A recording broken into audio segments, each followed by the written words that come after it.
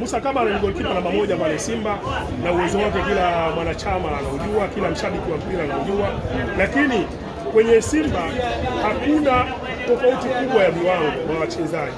Unakumbuka Shemalan Kondo baada ya kuumia katika hatua za awali za makundi, namba yake ikikamata Karabu Sharabu, watu wengi tukasema tumeondokewa na jembe, lakini Karabu ametufikisha mpaka fainali.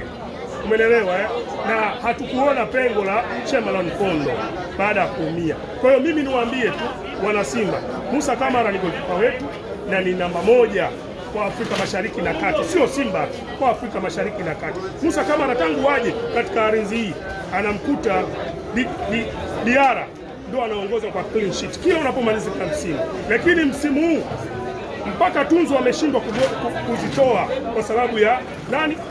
Musa Kamara. Yaani mpaka kafu bodi ya ligi wameshindwa kutoa tunzo kwa sababu ya Musa Kamara.